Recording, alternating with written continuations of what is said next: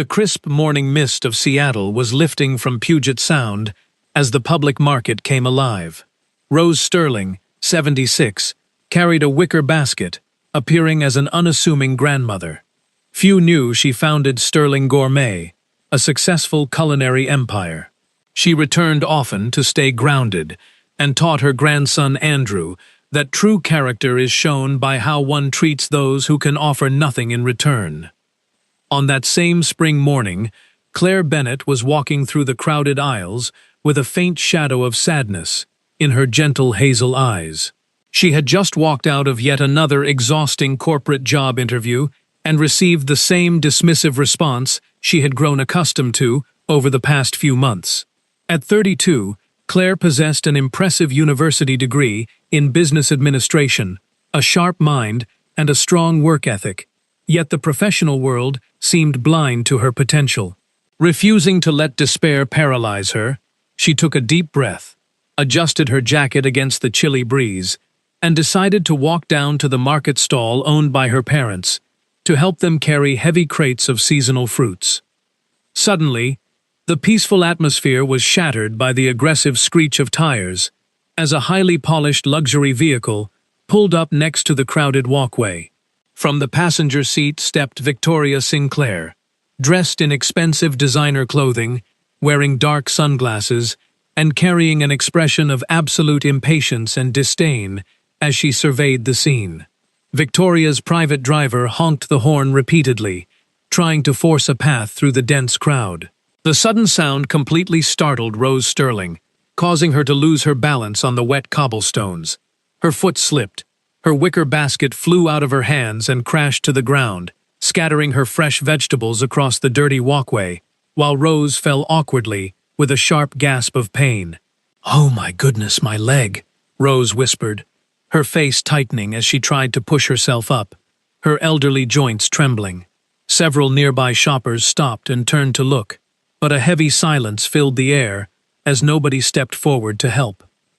Victoria Sinclair walked closer, her brow furrowed with irritation, far more concerned with the inconvenience to her schedule than the elderly woman on the ground. "Lady, you really ought to be much more careful where you are walking," Victoria barked, her voice dripping with arrogance. "Some of us actually have important places to be and business to attend to today." Rose slowly lifted her tired eyes to look at the wealthy young woman standing over her, maintaining calm and grace despite the pain. "I am truly sorry, my dear," Rose replied softly. "The sudden loud noise of your car horn startled me, and I simply lost my footing on the damp street." But Victoria was far from finished. Her eyes narrowed as she looked down at Rose's simple, worn clothing with obvious contempt. "At your advanced age, people like you should really stay safely at home resting, rather than coming out here to cause unnecessary disruptions for everyone else," Victoria sneered. Suddenly, a calm, firm, and fearless voice resonated from directly behind her. "That is absolutely no way to speak to another human being, and you know it." It was Claire Bennett, who had immediately dropped her own bags the moment she witnessed the fall, and rushed forward through the crowd, without hesitation to kneel beside the shaken elderly woman. "Are you all right, ma'am? Please take your time. Do not try to rush up if you are in pain," Claire murmured softly, carefully placing a supportive arm around Rose's shoulders. "I think I am mostly all right, my sweet girl," Rose replied, a wave of gratitude washing over her face as she looked into Claire's kind eyes. "Thank you so much for stopping to help an old woman." Victoria stared down at Claire with surprise and mocking amusement, crossing her arms. "Oh, how absolutely charming. Now we have someone playing the grand hero, defending complete strangers in the middle of the street," Victoria scoffed. Claire took a deep, steadying breath, refusing to let anger dictate her response, though she was determined not to let this cruel behavior pass unchallenged. "I am not trying to be a hero," Claire said, looking directly into Victoria's cold eyes. "I am simply stating that this lady deserves basic human respect, regardless of who she is or what she is wearing." Victoria let out a sharp, dismissive laugh. "You do not even know who this woman is," She could be absolutely nobody for all you know, so why waste your precious time? Claire looked tenderly back at Rose, then stood tall, her voice carrying across the square. She could be someone's mother or someone's grandmother, and just for that reason alone, she fully deserves our utmost respect. For several long seconds, the entire public market fell into profound silence, as Claire's powerful words resonated with the onlookers, causing several people to look down in shame for their inaction. Rose observed the young woman closely, her wise eyes seeing straight through to Claire's soul, recognizing instantly that there was no hidden motive, no greed, and no desire for praise in her actions. There was only pure, unconditional human kindness.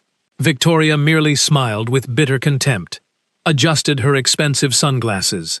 Well, we shall certainly see exactly how far that wonderful kindness of yours actually takes you in the real world, Victoria spat out sharply, before turning on her high heels and walking back to her luxury car. Claire completely ignored the departing vehicle, turning her full attention back to Rose, carefully helping the elderly woman to her feet before kneeling back down to gather every single scattered vegetable from the dirty ground.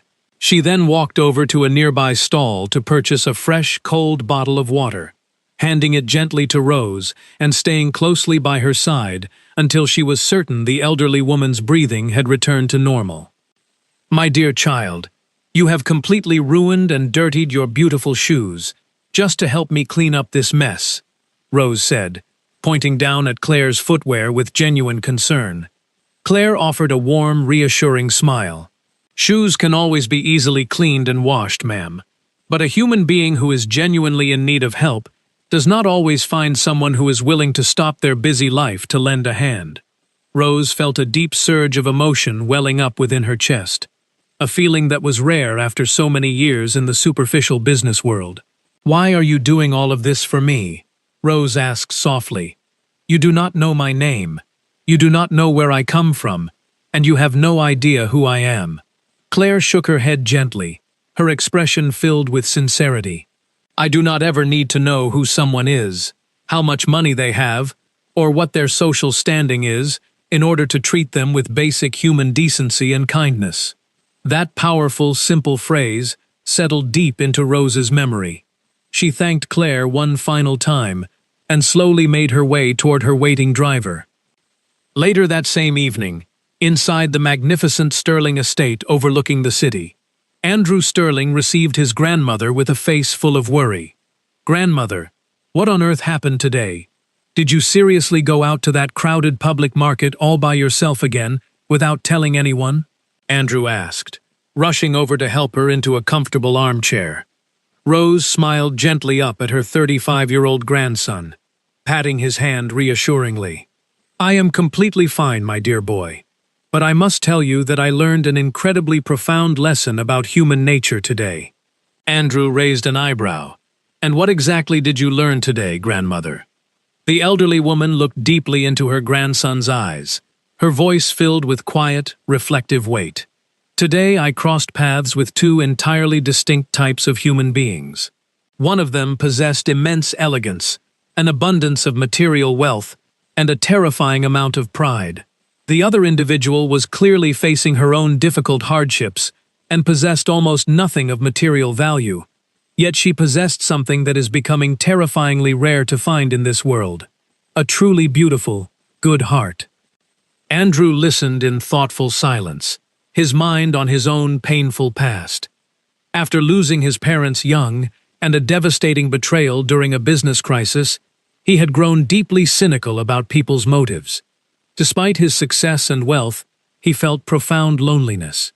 When the business recovered, people returned professing loyalty, but he doubted their sincerity. Rose noted that a beautiful house serves no purpose without sincere people to share it with. Andrew resisted, but Rose insisted she worried about his lonely heart. Andrew admitted it was hard to trust. Rose reminded him that one selfish person does not mean everyone will abandon him. It was in that exact moment that Rose thought of Claire, the young woman at the marketplace who had shown such profound, selfless kindness without having any clue about her wealth. I met someone entirely different today, Rose said, her eyes shining with hope. Someone with a genuinely sincere heart. Andrew listened carefully, though in that precise moment, his mind was focused on another woman he had recently started spending time with. Victoria Sinclair was an incredibly elegant, confident, and highly admired woman within Seattle's elite social circles, and Andrew truly believed that someone of her high status might finally be capable of understanding his complex business world. He decided it was time to formally introduce her to his grandmother. The very next afternoon, Victoria arrived at the Grand Sterling residence, her heels clicking sharply on the polished marble as she looked around the entryway with a critical, evaluating gaze. "It really is a rather lovely house, Andrew," Victoria murmured, a slight hint of disapproval in her voice. "Though I must say, quite a few of these traditional decorations are incredibly outdated, and something far more modern and sleek would suit someone of your high social standing much better." Andrew did not pay much attention to the comment, but as Rose walked into the grand living room, she recognized that sharp, arrogant voice instantly. It was the exact same woman from the public market, the very same individual who had treated her with such absolute cruelty when she falsely assumed Rose was just a destitute old woman. "Good afternoon," Rose said, her voice calm, measured, and entirely devoid of fear. Victoria turned around, and the very moment her eyes landed on Rose, she froze entirely in place, her expensive purse slipping slightly in her hand, as her face turned completely pale with shock. "You?" Victoria whispered, her voice trembling. Andrew looked between the two women, his expression filled with profound confusion. "Wait a moment. Do the two of you already know each other?" Rose took a deep, steady breath, her face showing no anger, but rather a profound, quiet disappointment. "Yes, my dear boy. This is the exact person I spoke to you about last night. This is the woman who judged my entire worth as a human being because she truly believed I was absolutely nobody of importance." Andrew turned his gaze toward Victoria, his jaw tightening as he waited for some form of explanation. "Andrew, please, you have to listen to me," Victoria stammered, her usual composure completely shattering. "I had absolutely no idea that she was your grandmother." That single, desperate sentence said infinitely more than any elaborate explanation could have conveyed to Andrew's sharp mind. "And what if she wasn't my grandmother?" Andrew asked, his voice dropping to a dangerously quiet, stern tone. Victoria stood completely paralyzed, unable to find a single word to respond. Andrew realized with profound clarity that this was not merely a case of someone having a bad day. This was the true, unfiltered nature of how Victoria acted when she believed nobody of importance was watching. Rose spoke up softly. "The kind of respect that depends entirely on the size of a bank account or the prestige of a family name is not true respect at all. It is merely manipulation." Victoria tried desperately to reach out and touch Andrew's arm, her voice filled with panic. "Andrew, please. It was just a misunderstanding. I can change. I can prove to you that I can be different." Andrew stood perfectly still, remaining completely silent for what felt like an eternity. For a very long time, he had actively ignored several small warning signs in various relationships, simply because he was so deeply terrified of being left completely alone in the world. But on this transformative day, he finally understood a vital truth. Choosing to stay with the completely wrong person out of fear was just another, much more painful form of absolute loneliness. "I truly hope for your own sake that you do change, Victoria," Andrew said finally, his voice entirely resolute and devoid of anger. "But I cannot continue this relationship with you any longer." Victoria gasped, her pride deeply wounded. "Are you seriously breaking up with me over one single tiny mistake?" Andrew shook his head with profound sadness. "Because that single mistake exposed a dark part of your true character that I simply have no desire to see in my life." Victoria gathered her things and stormed out of the grand estate, her eyes burning with pure humiliation. That night, Andrew sat quietly by the fireplace, and Rose gently placed a loving hand on his shoulder. "Do not close your heart to the world because of this, my boy." Andrew sighed heavily. "I am just so tired, grandmother." Rose smiled softly. "I know you are. But you must never permit one bad experience to rob you of the beautiful opportunity to find something genuinely good."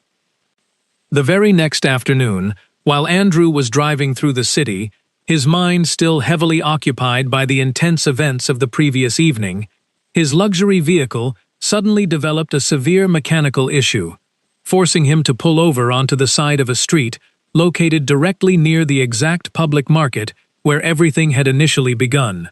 While he was waiting impatiently for roadside assistance to arrive, his eyes wandered across the bustling street, catching sight of a beautiful, quiet scene unfolding directly outside a small produce stall. A young woman was patiently helping an elderly lady lift several incredibly heavy packed grocery bags, guiding her carefully down the steps without seeking a single glance of public attention, completely without expecting any reward, acting purely because another human being was in genuine need of assistance. Andrew found himself smiling without even realizing it, his heart skipping a beat as he recognized the gentle, focused expression on the girl's face. It was Claire Bennett. For the first time in a very long time, Andrew Sterling was about to interact with someone who would speak to him as a human being, completely oblivious to his wealthy family name, his massive company, or the immense financial empire he had built. As Andrew watched the elderly woman walk away, shouting back her heartfelt thanks, he took a deep breath and decided to cross the street to approach Claire. "Good morning," Andrew said kindly, stepping into the shade of the awning. "I couldn't help but notice what you just did for that lady." Claire turned around, wiping her hands on her apron, and offered a warm, bright smile. "Oh, helping with a few heavy bags? That really should be a completely normal thing for anyone to do," she replied cheerfully. That simple, grounded answer caught Andrew entirely off guard, challenging his cynical view of the world. "You are completely right," he murmured. "Though unfortunately nowadays, what should be normal seems incredibly difficult to find." The two of them naturally began to talk as they stood by the stall, with Claire under the complete impression that he was simply an ordinary driver experiencing a frustrating day with his broken car, and Andrew thoroughly enjoying the refreshing simplicity of a conversation where he could just be himself. "What kind of work do you do?" Claire asked curiously. "I work in the food and supply business," Andrew replied smoothly, keeping the details intentionally vague. Claire let out a soft laugh. "Well, that sounds exactly like the kind of answer given by a person who really doesn't want to explain too much about their job." Andrew laughed genuinely, a sound that felt entirely foreign, yet incredibly wonderful, after so much time spent guarding his words in corporate boardrooms. Claire also opened up about her own life, sharing that she had worked incredibly hard to earn her degree in business administration, and was actively searching for a real corporate opportunity. But in the meantime, she was more than happy to help her parents run their market stall. She did not speak of her current situation with a single ounce of shame or regret.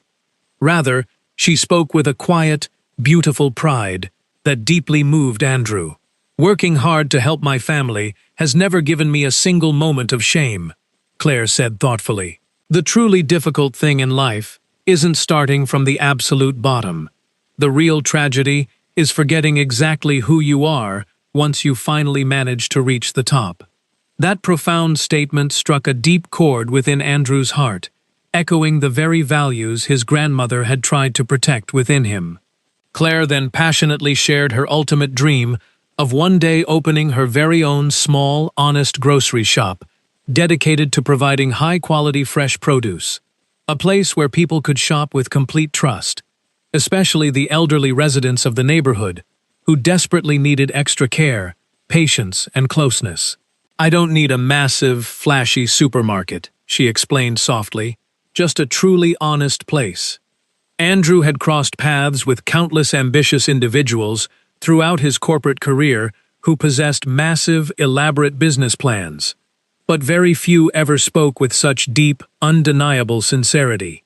When the veteran local mechanic finally arrived to fix his car, Andrew felt an unexpected pang of disappointment, realizing that he desperately did not want this beautiful conversation to come to an end. Over the course of the next several weeks, Andrew found himself returning to the public market multiple times, creating simple excuses just to see Claire and talk to her. Slowly but surely, a deep, beautiful bond began to form between them, as they got to know each other's minds. What neither of them could have ever imagined was that Rose Sterling would soon discover, through a casual conversation with her grandson, that this incredible young woman was the exact same person who had saved her on the market street. The wise, elderly woman felt a profound sense that the invisible threads of destiny were intentionally weaving their paths together, and she decided it was finally time to invite Claire to their home to reveal the entire truth. When Claire formally arrived at the magnificent Sterling residence following a special invitation, she stood completely frozen in the grand foyer, her eyes wide with absolute astonishment as she took in the sheer scale of the wealth around her. This luxurious estate did not seem to belong in any way to the simple, fragile elderly woman she had lovingly helped up from the cobblestones weeks prior.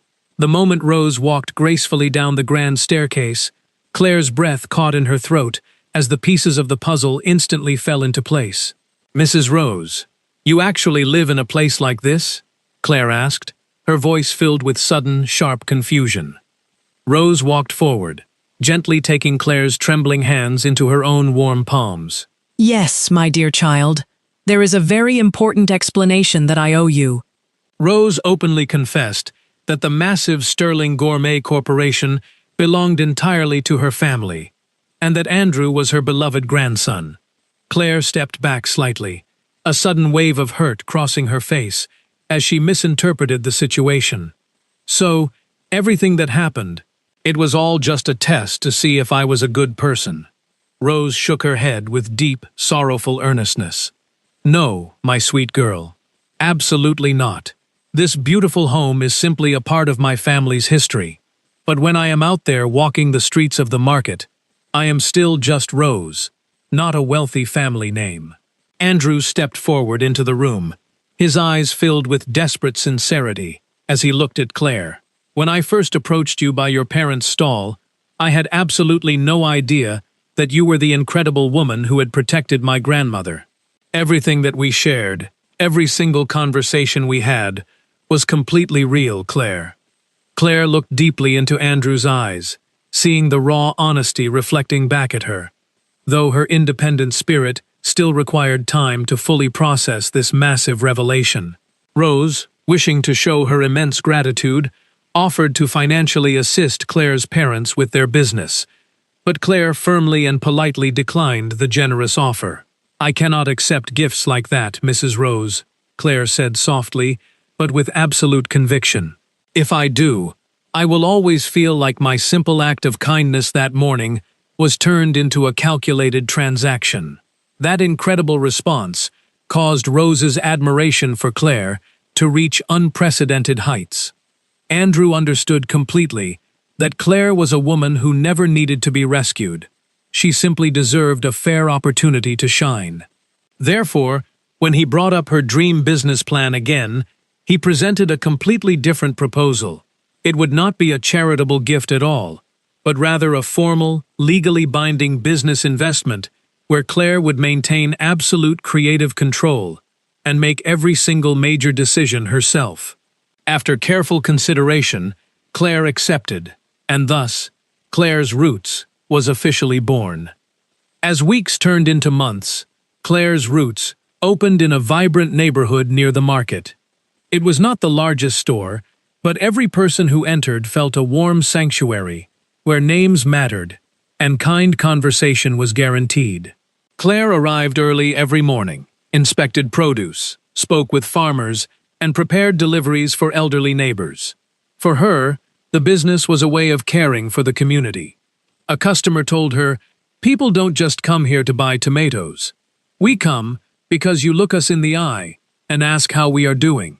Andrew often watched her with admiration, knowing the shop thrived because of Claire's patience and kindness. One quiet evening, after closing the shop for the night, the two of them walked hand in hand through the historic streets of the city, eventually stopping at a small, dimly lit coffee shop far away from the prying eyes of high society. It was exactly the kind of simple, genuine setting that Claire preferred. Sometimes I still find it incredibly difficult to believe all of this is real, Claire confessed softly, looking down at her coffee cup.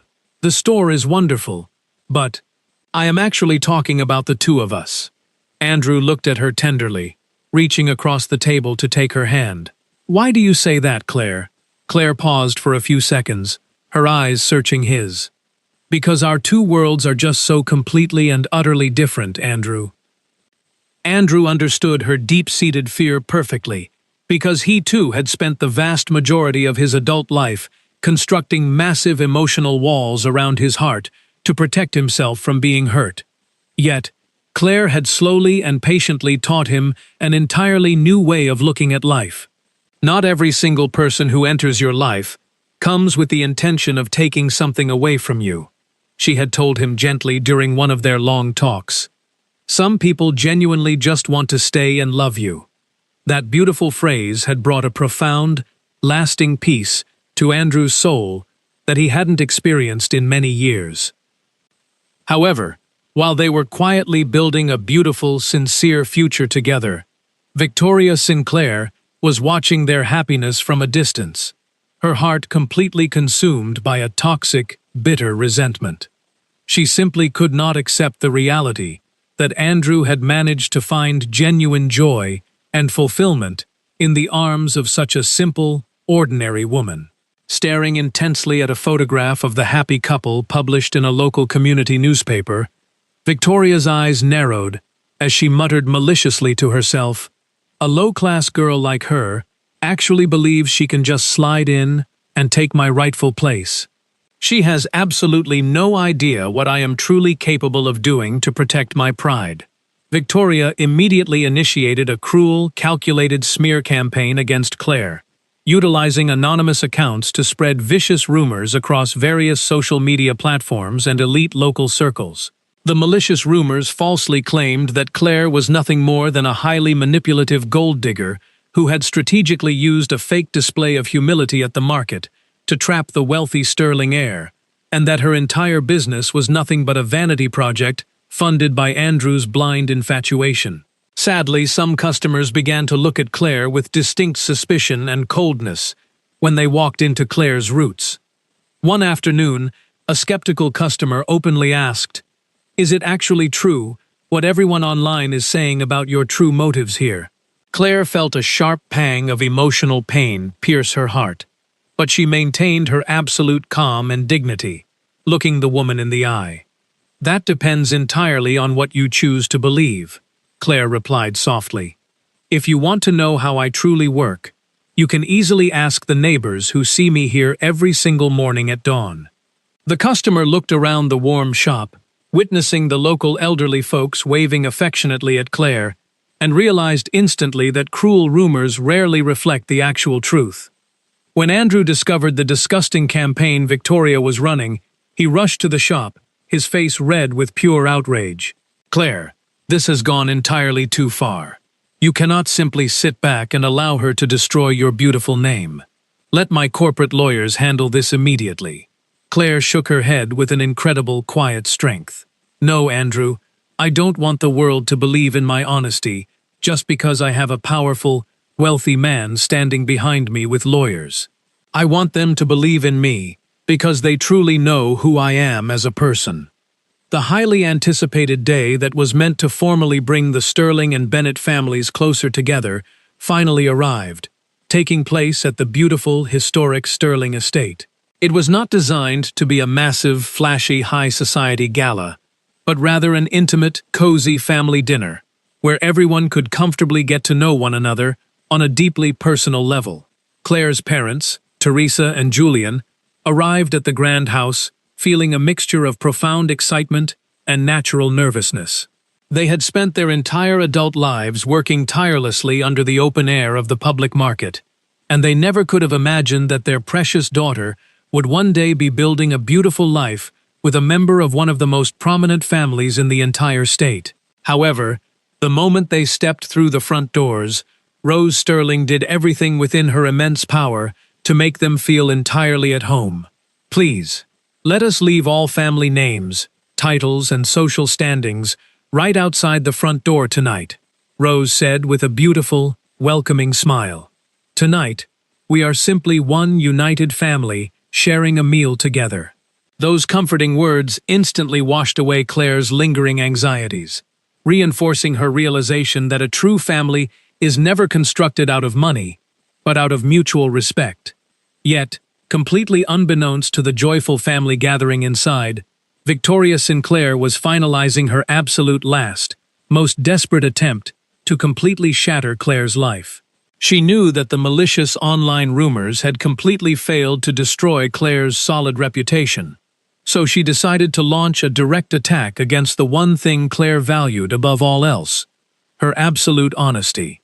To execute this dark plan, Victoria had tracked down Ian Carter, a young, vulnerable high school student who occasionally worked part-time, helping out at Claire's grocery store. Ian's family was currently navigating a catastrophic financial crisis, as his mother was battling a severe illness, and their medical debts were piling up rapidly. A desperate situation that Victoria easily discovered and ruthlessly decided to exploit.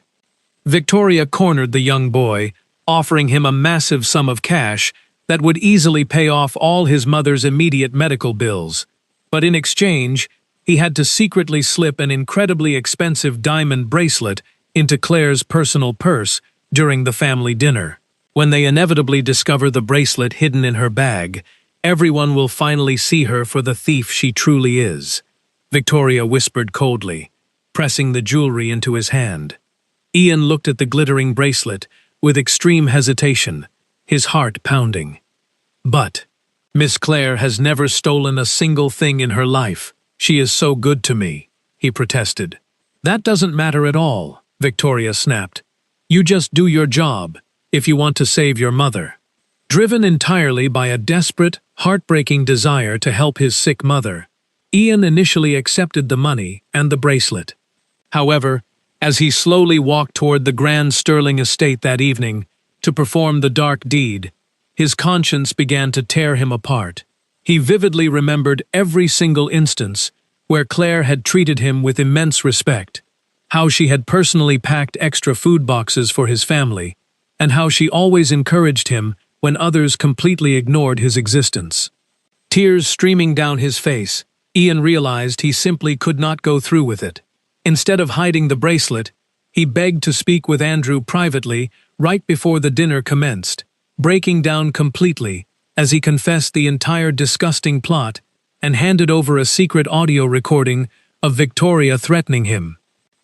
When Andrew listened to the shocking audio, a volatile mixture of intense rage and profound guilt washed over him. "All of this terrible danger came into Claire's life simply because of my past connection to Victoria," Andrew said, his voice shaking as he looked at his grandmother. But Rose firmly placed a hand on his arm to ground him.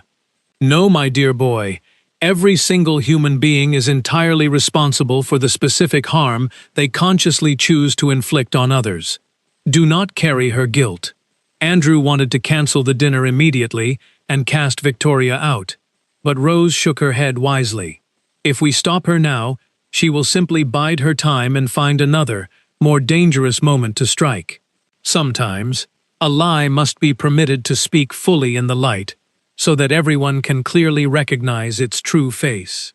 The beautiful family dinner proceeded exactly as planned, with Claire remaining completely unaware of the tense undercurrent, while Andrew and Rose stood fully prepared to protect her.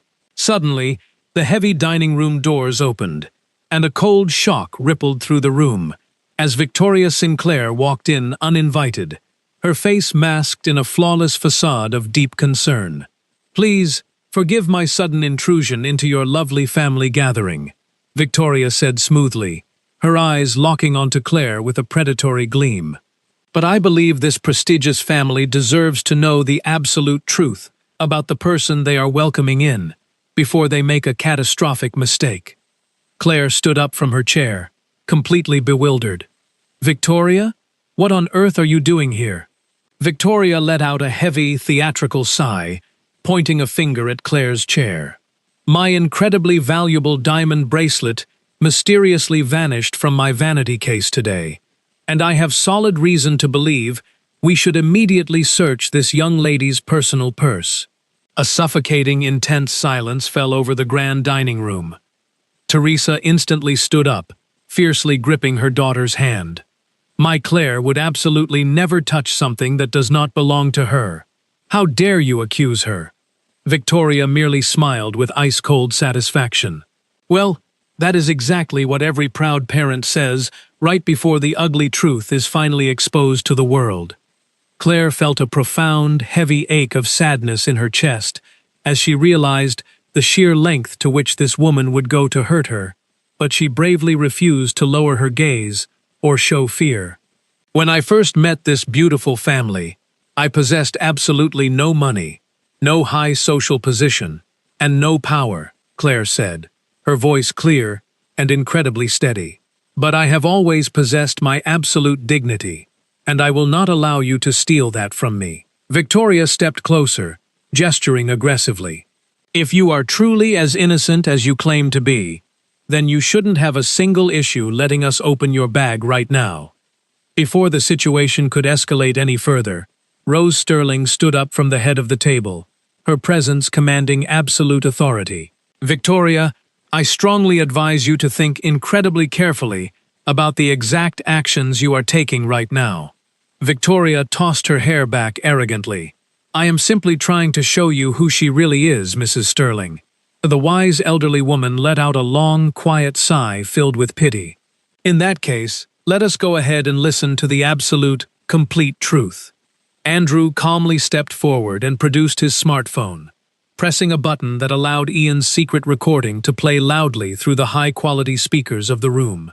Victoria's own unmistakable voice instantly filled the grand dining room, loudly revealing every single detail of her malicious plan, the diamond bracelet, and her explicit intention to completely ruin Claire's life. The undeniable truth lay entirely exposed for everyone to see.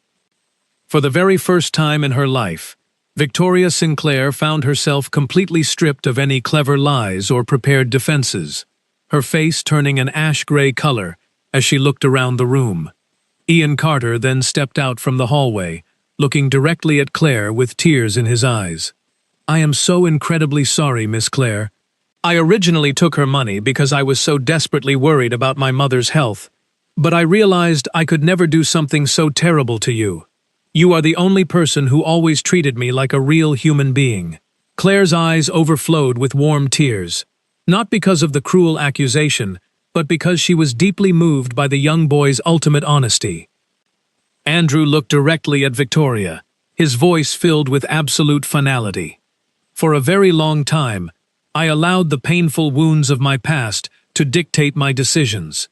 But Claire beautifully taught me that there still exist genuine people who are truly capable of loving without conditions. You have completely lost, Victoria. Victoria lowered her head in absolute disgrace, realizing she had destroyed her own life, and swiftly exited the estate. Julian, Claire's father, spoke up with a calm, beautiful serenity. Material wealth will never make a person inherently good or bad. It is the human heart alone that decides that. Rose walked over and warmly embraced Claire. True families aren't always born exclusively from the same bloodline, my dear. Sometimes, they are beautifully born because good people consciously choose to protect and respect one another every single day. Claire looked into Andrew's eyes, realizing that through all these intense trials, she hadn't just found a beautiful love, she had found a true home. Several peaceful months quickly passed, following that intense, dramatic evening, and life in the vibrant city of Seattle beautifully returned to its calm, natural rhythm. Claire's roots continued to experience wonderful growth, becoming a beloved staple of the neighborhood. But the single thing that most consistently surprised new visitors who entered the shop was that Claire Bennett remained absolutely, completely unchanged by her massive success. She still arrived at the store at the exact same early morning hour, greeted every single local neighbor by their first name, and spent extra time helping the elderly citizens carry their goods. Her hard-earned business success hadn't altered the fundamental nature of her heart in the slightest degree. It had simply provided her with a much larger platform to share her beautiful kindness with the world. One sunny afternoon, a regular customer smiled as Claire placed some fresh fruit into her basket. "Claire, after absolutely everything you've been through, didn't you ever feel tempted to change who you are?" Claire paused, offering a warm smile. "Changing myself to constantly improve as a professional is important, yes. But I will never, ever change the foundational values that allowed me to get here in the first place." Those inspiring words eventually reached Andrew, who was standing quietly near the back office, watching her work, his heart filled with a profound sense of gratitude. For a massive portion of his life, he had aggressively overprotected his heart from the outside world, until Claire beautifully demonstrated to him that choosing to trust again was actually its very own form of profound bravery. Not every single human being you cross paths with comes with the intention of causing you pain. Some incredible people arrive solely to help you remember exactly who you are meant to be. Their beautiful relationship continued to blossom naturally, without any unnecessary rush, anchored deeply in the simplest, most meaningful things in life. A long, quiet talk after a busy day at work, a warm family dinner, or a peaceful weekend walk along the waterfront. For Andrew, these simple moments possessed infinitely more value than any luxury yacht or high society event ever could. Meanwhile, Victoria Sinclair was forced to quietly confront the severe real-world consequences of her toxic choices. Word of her cruel plot quickly spread through the close-knit business community, causing many prominent individuals who once admired her perfect image to distance themselves completely. For the very first time in her privileged life, she was forced to look at herself in the mirror without any wealth or status to hide behind, accepting the hard truth that her primary issue had never been Claire, but rather the bitter person she had allowed herself to become. Months later, she sent a long, sincere letter of apology to the shop. Claire chose to completely forgive her in her heart, though she wisely understood that true forgiveness did not mean allowing a toxic person back into her private life. Real peace always required healthy boundaries. One beautiful golden afternoon, both families gathered together once again at the grand Sterling residence for a special celebration. This time, there were absolutely no lingering secrets, no doubts, and no fears present in the air. There was only a large dining table overflowing with laughter, beautiful memories, and genuine smiles. Rose Sterling sat quietly at the head of the table, watching Andrew and Claire share a happy laugh, her heart filled with a profound sense of fulfillment after so many years of worrying over her grandson's loneliness. After the wonderful meal, Rose and Claire walked slowly through the blooming gardens together. "Do you know something, my dear girl?" Rose said softly, looking out at the flowers. "I still vividly remember every single detail of that chaotic morning at the public market." Claire smiled warmly, gently holding the elderly woman's arm. "I do too, Mrs. Rose, though I never could have ever imagined the incredible journey that simple morning would spark for all of us." The wise matriarch stopped walking, turning to look deeply into Claire's eyes as she took her hands. "On that fateful morning, you did not step forward to defend me, because I carried a wealthy, powerful family name. You fiercely defended me simply because, in your eyes, I was a human being who needed help." Claire felt a profound, beautiful wave of emotion wash over her entire soul as she listened to those deeply meaningful words, realizing the immense ripple effect a simple act of love could create. "I genuinely only did what I believe any decent human being should have done in that situation," Claire responded softly. Rose smiled beautifully, a tear of joy in her wise eyes. Perhaps that is exactly why it was so incredibly special, Claire. Because countless people had the ability to stop and help me that morning, but you were the only one who actually chose to stop your life to do it. Later that evening, Andrew found his grandmother sitting quietly in the library, looking through an old album of family photographs. "Grandmother, it seems that at the very end of the day, you successfully found the exact perfect person you always wanted for me," Andrew said gently, leaning over her chair.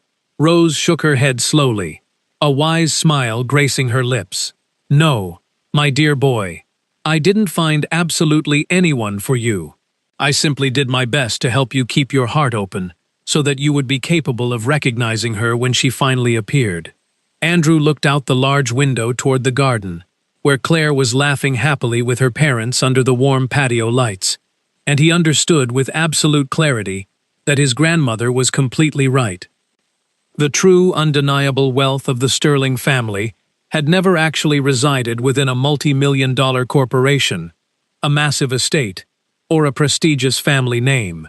It had always resided within the hearts of the genuine people who consciously chose to love, respect, and look after one another every single day of their lives.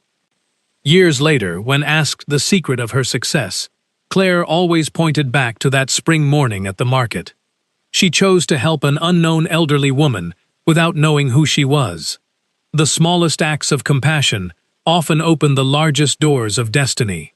Money can buy materials for a house, but only pure human love and mutual respect can transform it into a true home. This story reminds us that the value of our lives is measured not by what we accumulate, but by what we choose to give away. In a world obsessed with material wealth and status, it is easy to lose sight of the quiet truths that sustain the human spirit. True wisdom teaches that facades of grandeur are fragile. What remains is the legacy of how we treated one another when we thought nobody important was watching. Kindness is not weakness. It is the expression of a courageous soul that chooses to remain soft and loving in a cold world. Every act of unconditional love plants a seed that grows into unexpected joy when we need it most. We must treat every elder with reverence, remembering they carry the wisdom of generations. A fulfilled life is achieved not by reaching the top alone, but by reaching out to pull others up, creating a sanctuary of love, trust, and shared humanity that money cannot buy. At the end of our journeys, the moments that truly mattered were those quiet mornings where we chose to stop, kneel down, and extend a hand of pure love to a fellow human being in need.